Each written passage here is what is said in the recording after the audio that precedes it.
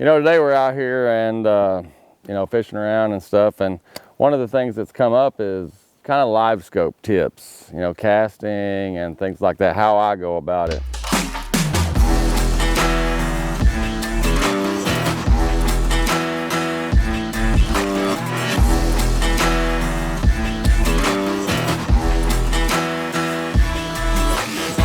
The first thing I want to say is every situation is different. Kind of what I do, and I do it, and whenever Livescope first came out years ago, actually the original Panoptics, I spent hours the first few days around buoys, around visible targets that I could see on Livescope, so I could make that exact cast. If there's one thing that's the most important, I think, is making that exact cast. Now that changes, because say you're throwing the minnow and you want to drop it on their head. Okay, you got to be able to cast at 40. If you want to hit that fish with a jerkbait, you got to be able to cast at 55 and get that jerkbait down to him before he's able to move. So every bait's different.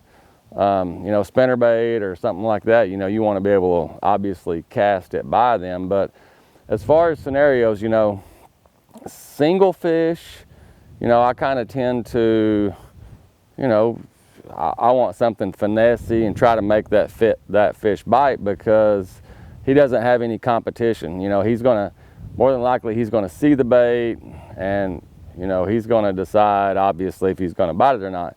You got a lot better chances of getting a fish to bite whenever there's schools of them. You know, when I'm coming around, I see 10 of them on a rock, you know, I may pick up a bait like a jerkbait or something to try to catch the biggest one. Every situation is different. I mean, I've actually seen that backfire where, you know, you get the jerkbait and the smallest fish comes up, and you know, you bust that school up, and then it's hard to get others to bite. But every situation is different.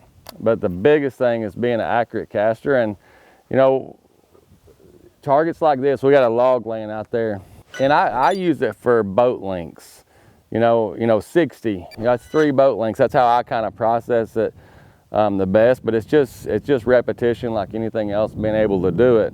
But whenever these fish are set up on stuff like this, you know, especially on structure, you know, I've seen them a lot of times. I pull up to a brush pile and they'll actually be on the back side of the brush pile. So I got to be able to present that bait, swim it to them, and then once it passes them, you know, get it over the brush and keep it out. So I may move my boat around to the other side and actually intentionally cast to the right of that pile just to keep that fish, you know, out of that brush whenever he does bite. So, you know, it's all about casting. It's all about, it's still, even though Livescope is here, it's still, you know, on cover, you know, like that log, you can see it on Livescope.